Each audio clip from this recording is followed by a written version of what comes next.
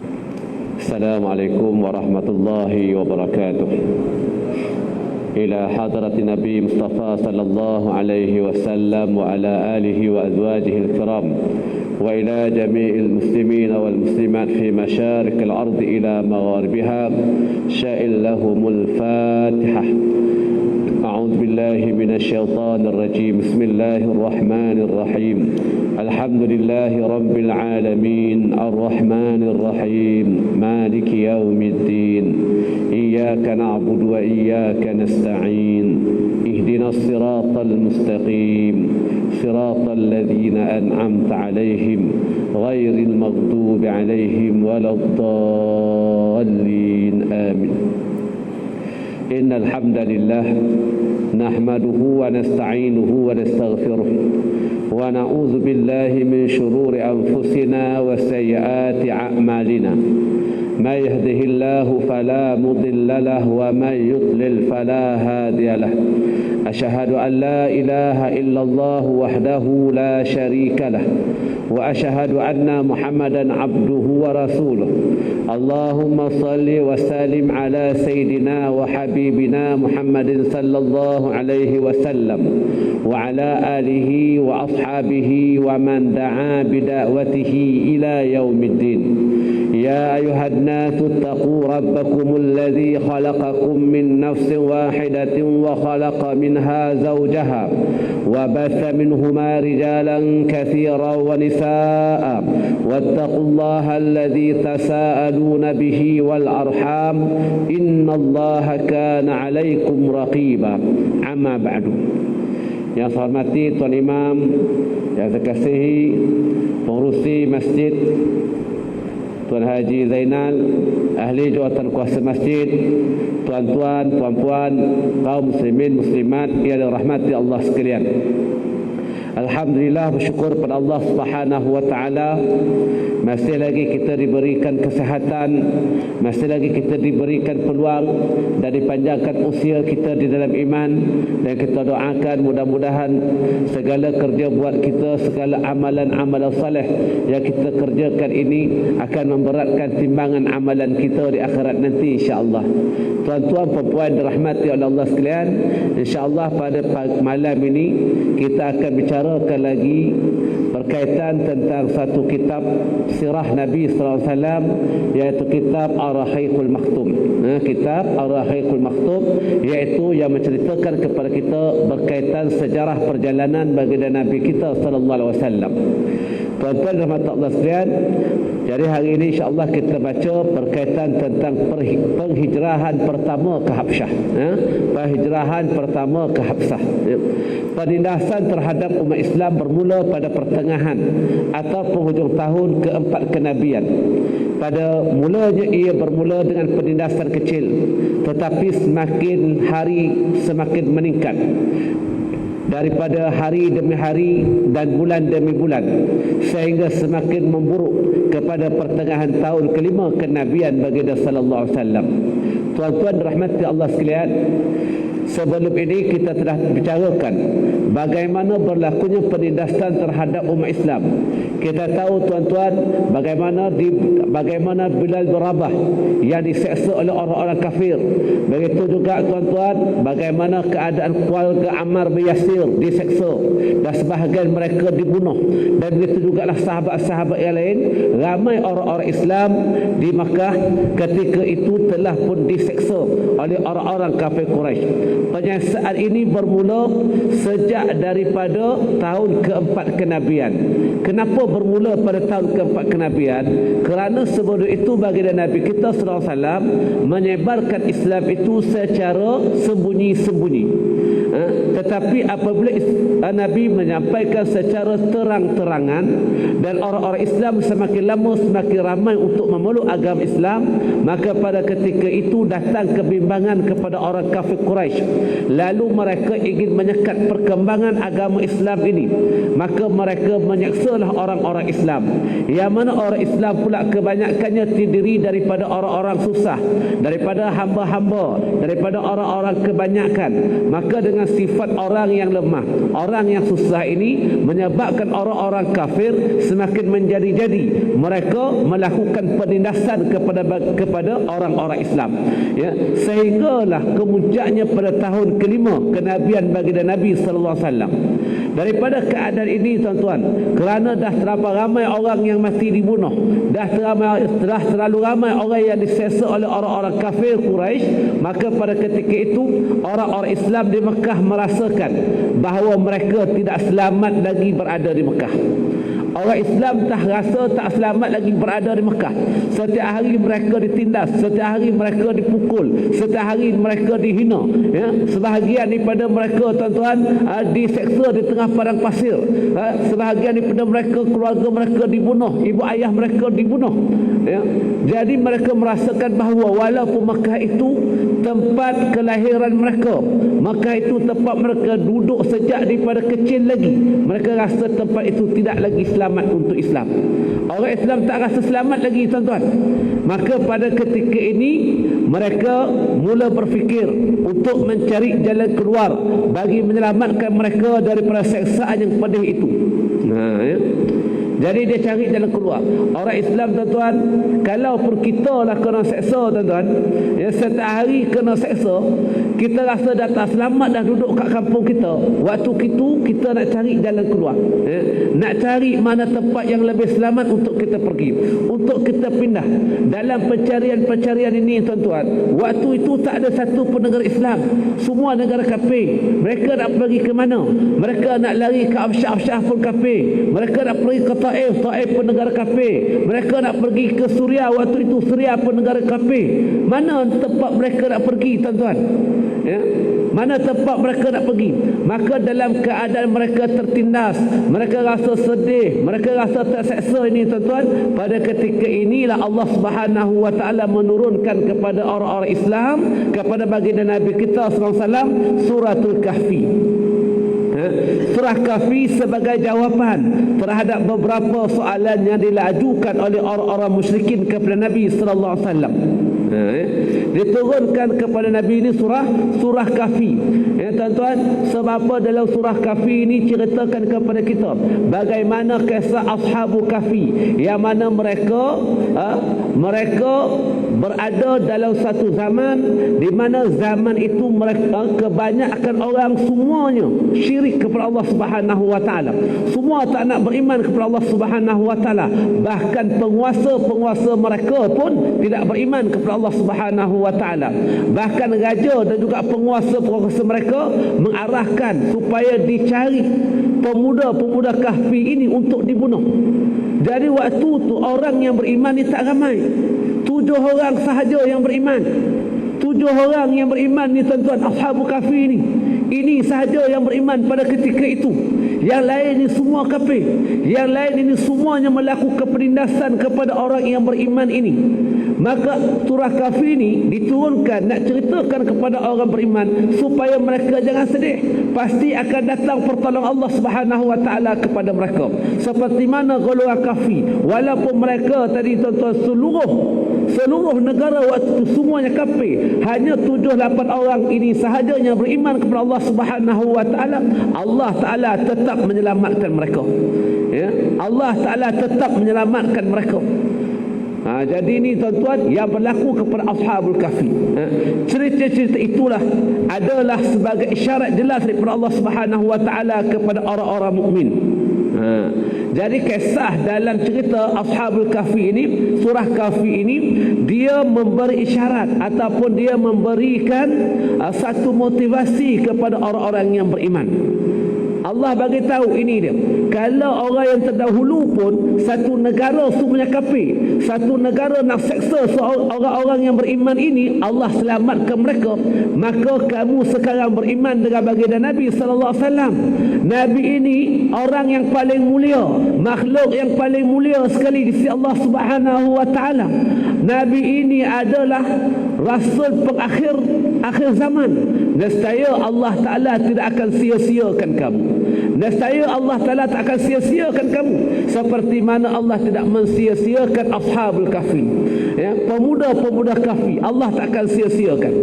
Maka kisah Ashabul Kahfi menunjuk jalan kepada hijrah dari pusat kekufuran dan musuh apabila dibimbangi keselamatan agama mereka sambil berserah kepada Allah Subhanahu wa taala. Dalam kisah Ashabul Kahfi ini tuan-tuan, pemuda-pemuda Kahfi apabila dia berada dalam kelompok negara kufur ini, pemerintah yang kafir dan pemerintah yang zalim yang menindas mereka, yang menyaksa mereka, mereka mencari jalan keluar. Mereka cari jalan keluar. Akhirnya mereka pergi ke mana tuan-tuan? Mereka melarikan diri jauh masuk ke hutan, dan akhirnya mereka masuk ke dalam satu gua.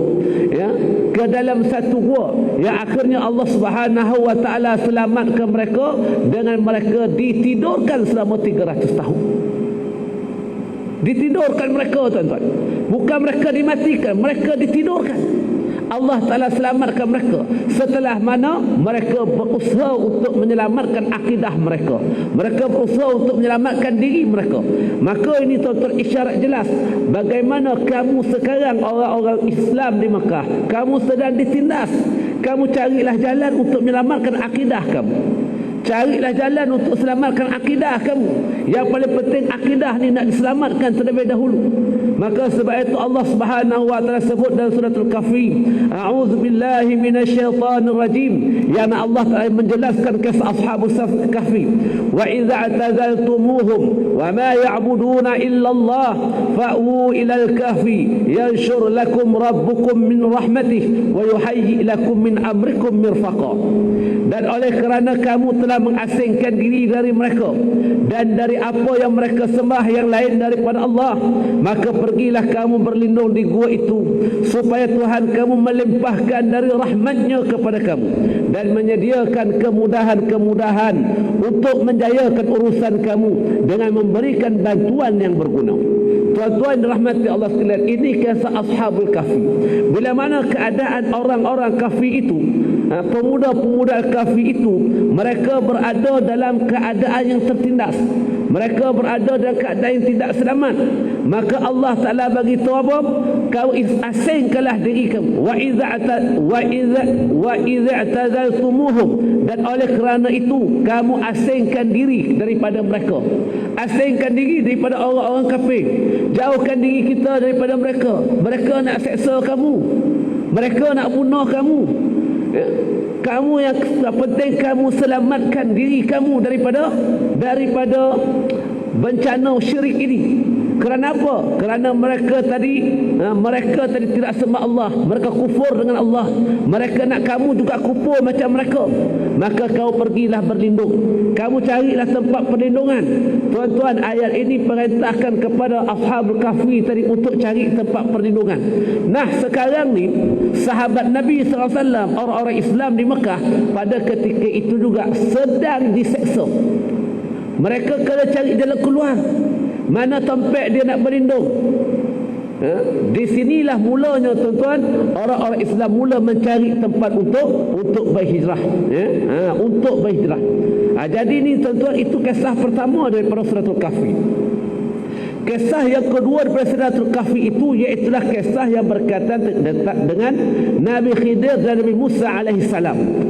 Nabi Khidir dan Nabi Musa AS memberikan kefahaman bahawa sebarang suasana tidak berlaku dan membuahkan hasil mengikut perkiraan zahir semata-mata. Malah ada kalanya sesuatu perkara berlaku sebaliknya, tidak sebagaimana yang dijangkakan pada zahirnya.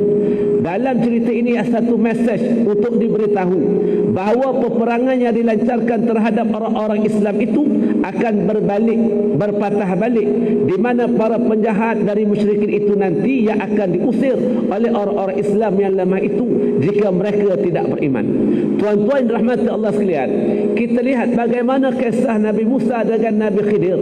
Nabi Musa dengan Nabi Khidir ini tuan-tuan, Nabi Musa minta Nabi Khidir mengajarkan kepada dia ilmu, mengajarkan kepada dia ilmu. Tetapi kata Nabi Khidir kepada Nabi Musa, wahai Musa, kau tidak akan dapat sabar dengan aku kalau kau nak menuntut dengan aku, kau nak belajar dengan aku, kau tidak akan dapat sabar dengan kerana aku. Bahkan kalau kamu tengok sesuatu itu berlaku pada zahirnya, jangan kamu tanya aku tentang perkara tersebut. Nabi Musa setuju. Okeylah, aku tidak akan bertanya. Aku akan patuh, aku akan taat kepada syarat yang telah kamu beri tahu kepada aku. Ini kata Nabi Musa AS. Tuan-tuan rahmat Allah sekalian, dalam perjalanan Nabi Musa dan ikut Nabi Khidir ini, mereka naik satu kapal. Dia naik kapal, bila naik masuk saja dalam kapal itu, Nabi Khidir pun buka lantai kapal tadi. Dia bocorkan kapal. Kapal itu dia bocorkan tengah laut. Kapal tadi bocor, tenggelam kapal itu. Lalu kata Nabi Musa AS melihat perbuatan zahir Nabi Khidir tadi, itu perbuatan zahir yang tidak bijak. Macam mana orang semua naik kapal, kita berada dalam kapal, tiba-tiba kita tenggelamkan kapal. Dari segi zahirnya itu tak baik, tak elok untuk syariat. Lalu Nabi Musa AS persoalkan Nabi Khidir. Nabi dia beritahu dah, kau jangan tanya aku.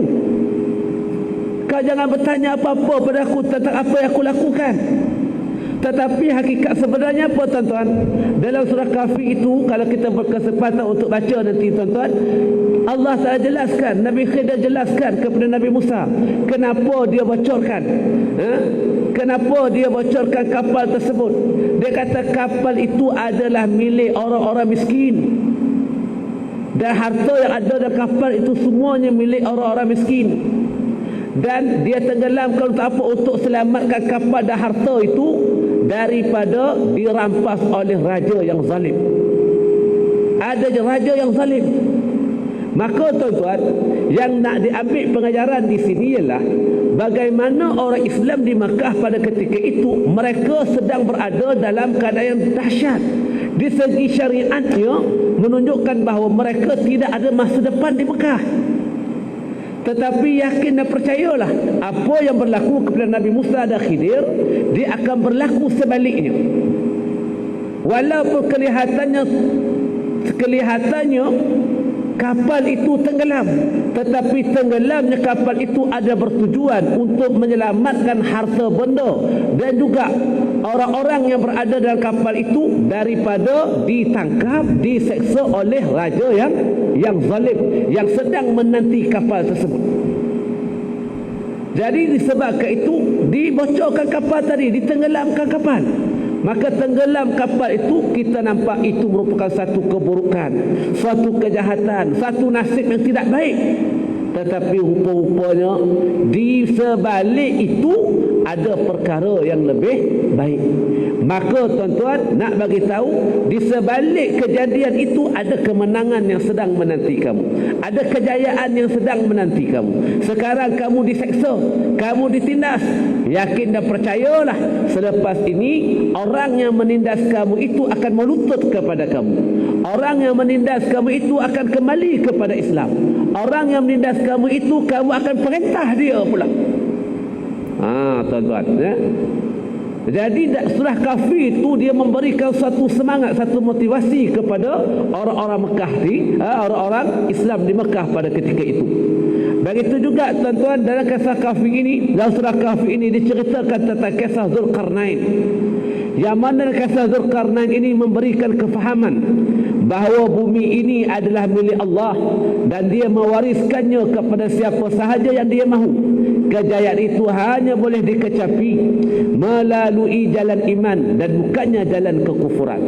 Jadi tuan-tuan, Zulkarnain, kita tahu kisah Zulkarnain ini, tuan-tuan, dia menakluki seluruh dunia ini.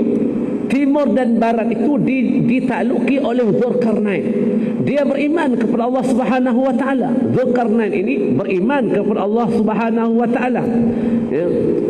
Jadi tuan-tuan, menunjukkan kepada kita bahawa seluruh alam ini daripada timur dan barat, kesemuanya itu adalah milik Allah Subhanahu wa taala. Maka seperti mana Zulkarnain yang beriman kepada Allah, dia mampu menguasai dunia ini daripada timur dan barat, maka itu juga akan berlaku kepada kamu, wahai orang Islam yang berada di Mekah. Dia bagi isyarat itu akan berlaku kepada kamu, ya. Allah sentiasa mengutuskan hamba-hambanya dari masa ke semasa untuk menyelamatkan orang-orang yang lemah dari penindasan Ya'juj dan Ma'juj pada zaman itu. Dan paling berhak untuk mewarisi bumi ini adalah hamba-hamba Allah yang saleh. Nampak tuan-tuan? Ya. Jadi waktu zaman Zulkarnain ini tuan-tuan, yang melakukan penindasan Ya'juj dan Ma'juj. Ya, akhirnya Zulkarnain tangkap dia dan penjarakan dia di suatu tempat, yang mana Ya'juj dan Ma'juj ini besok akan kembali balik di akhir zaman. Ya'juj dan Ma'juj ni dia dah keluar dulu tuan-tuan. Dia melakukan kerosakan, dia melakukan penindasan di atas muka bumi ini. Lalu Allah Ta'ala utuskan Zulkarnain untuk menyelamatkan mereka. Nah, sekarang orang Mekah, kamu ditindas oleh orang kafir Quraisy, kamu ditindas, kamu disakiti dan macam-macam lagi dibuat kepada kamu. Dan Allah Ta'ala mengutuskan baginda Nabi sallallahu alaihi wasallam kepada kamu, seperti mana Allah mengutuskan Zulkarnain kepada kaum dia untuk menyelamatkan kaumnya daripada kejahatan Ya'juj dan Ma'juj. Ya. Jadi tuan-tuan, 3 kisah dalam suratul Kahfi ini sudah pun memberikan semangat dan motivasi kepada orang-orang Islam di Mekah pada ketika itu. Ya. Kemudian selepas turunnya surah Kahfi ini, turun pula surah Zumar memberikan gambaran tentang hijrah dan mengisytiharkan bahawa bumi Allah ini bukan sempit. Jadi turun surah Zumar pula tuan-tuan, yang mana Allah Ta'ala bagi tahu bumi Allah ni luas, kamu keluarlah ke mana-mana pun. Jadi ini isyarat, satu perintah yang mana Allah Ta'ala membenarkan dia keluar daripada bumi Makkah untuk berhijrah. Ya. A'udzubillahi minasyaitanir rajim. Allah sebut dalam surah Zumar, lilladzina ahsanu fi hadhihi ad-dunya hasanah wa ardullahi wasi'atun innama yuwaffas sabiruna ajrahum bighairi hisab. Ingatlah, orang-orang yang berbuat baik di dunia ini akan beroleh kebaikan yang sebenarnya di akhirat. Dan ingatlah, bumi Allah ini luas untuk berhijrah sekiranya kamu ditindas. Sesungguhnya orang-orang yang bersabarlah sahaja yang akan disempurnakan pahala mereka dengan tidak terkira. Jadi ayat ini, lilladzina ahsanu fi hadhihi dunya hasanah, bagi orang-orang yang berbuat baik di dunia ini. Ya. Lilladzina ahsanu fi hadhihi dunya hasanah, bagi orang-orang yang berbuat baik atas dunia ini, maka dia akan mendapat kebaikan di akhirat besok. Dia akan dapat kebaikan di akhirat besok. Tuan-tuan, orang yang beriman, orang yang berbuat baik.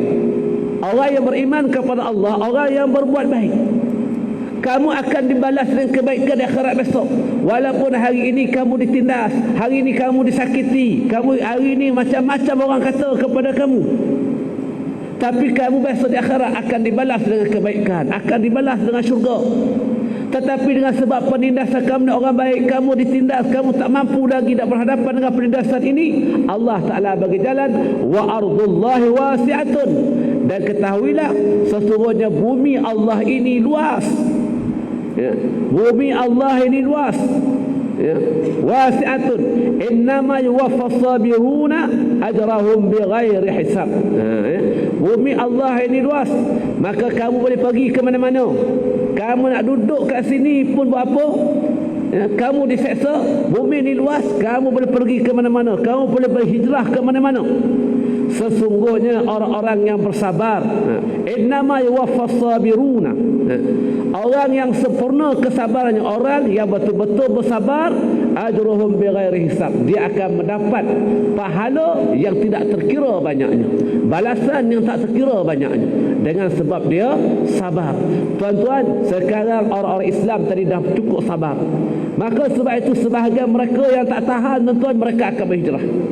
Dan sebahagian mereka masih lagi kekal di Mekah. Yang kekal di Mekah inilah yang dikatakan innama yuwaffas sabirun. Orang yang hanya orang-orang yang benar-benar kesabarannya, mantap kesabarannya, ajrahum bighairi hisab, bagi mereka itu pahala yang tidak terkira, yang tak dapat dikira. Ya. Jadi makna yang keluar berhijrah pun Allah Ta'ala bagi pahala, yang duduk sabar dengan penindasan itu pun Allah Ta'ala bagi pahala. Ya. Jadi tuan-tuan rahmat Allah sekalian, maka bila turun ayat ini, maka para sahabat pun tuan-tuan mencari-cari. Mencari-cari. Ada tak di kalangan orang-orang di mana tempat kita nak berhijrah ni? Dan Nabi SAW, wa kana Rasulullah SAW, dan adalah baginda Nabi SAW qad alima anna ashamah an-najashi. Nabi SAW barulah Nabi pernah tahu bahawa ada seorang raja yang nama dia Ashamah an-Najashi, merupakan raja di Habsah. Raja ini raja yang adil, raja yang baik, raja yang adil. La yazlimu indahu ahadun. Raja dia tak pernah menzalimi siapa pun di kalangan rakyat dia. Walaupun rakyat dia tak sama agama dengan dia, dia tak tindas. Walaupun rakyat dia ni tadi tuan-tuan bukan orang bangsawan, dia tak tindas. Dia ni orang yang adil. Dia tidak menzalimi rakyat dia. Fa'amara al-muslimina ay yuhajiru ila al-Habsah. Maka Nabi sallallahu alaihi wasallam pun menyuruh ataupun memerintahkan orang-orang Islam supaya berhijrah ke Habsyah untuk menyelamatkan akidah mereka, untuk menyelamatkan agama mereka daripada pancaroba ini, daripada fitnah. Maksud fitnah ni tuan-tuan dugaan ini. Jadi Nabi SAW perintahkan supaya orang-orang Islam pun berhijrah ke Habsyah. Sebab apa? Sebab di Habsyah ada seorang raja yang adil yang nama dia Ashamah an-Najashi. Jadi tuan-tuan, kita berhenti setakat ni dulu insya-Allah. Kita akan sambung balik pada pertemuan kita yang akan datang. Yang mana bila Nabi perintahkan, maka para sahabat pun pergilah berhijrah ke Habsyah. Jadi nanti kita akan bincang tentang macam mana para sahabat ini berhijrah ke Habsyah dan siapakah sahabat-sahabat yang berhijrah ke Habsyah itu insya-Allah. Jadi kita berhenti setakat itu dulu tuan-tuan. Mohon maaf di atas ketenjeran kata saya. Minta maaf kalau ada kasar bahasa.